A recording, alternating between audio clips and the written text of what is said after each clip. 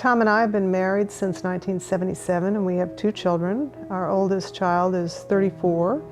His name is Brian, and he's married with 2 children of his own, Charlotte and Jane, who are about 5 and 3. Brian is my business partner, and he is a graduate of KU Law, but chose to come into business with me. Our daughter, Marjorie, lives in New York City, and she works for a foundation in New York City. I really want our grandchildren to have the same upbringing as our children did. Our kids had a wonderful upbringing in Kansas, and as a parent, you know, our job is to cocoon our children, to provide them with the solid education they need, and then to let them fly. Tom's family has lived here since the 19th century. His great-grandfather homesteaded in Clay Center, Kansas, and then they moved to Lawrence, Kansas.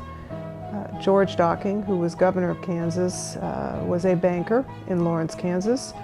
Robert Docking, Tom's dad, was born in Lawrence, Kansas, and grew up and went to University of Kansas. And then he opened another bank in Arkansas City, Kansas, which is south central Kansas. And that's sort of how we ended up in that part of the state. We've lived in Wichita our whole adult lives. I've been an observer and a participant in public life in Kansas for well over 30 years now.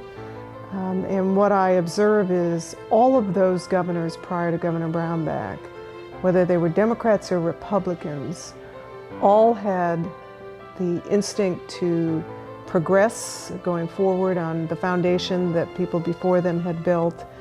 They all cooperated with people in their own party, people across the aisle. They would build coalitions and pull people together to find the best solution for the state of Kansas.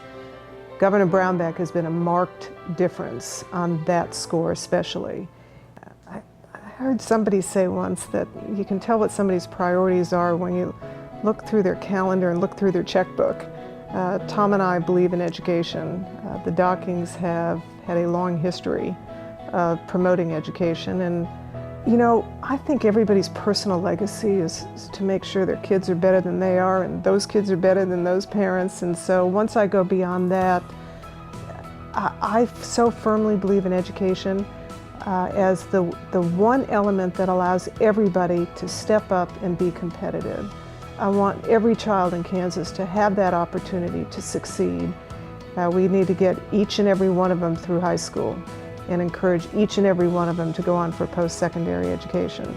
So I think it's the one opportunity everybody has to level the playing field, and it is what has made America as successful as it is. And if we lose that in Kansas and in America, we won't be the top industrial nation 10 years or 20 years from now, because it's what made us great.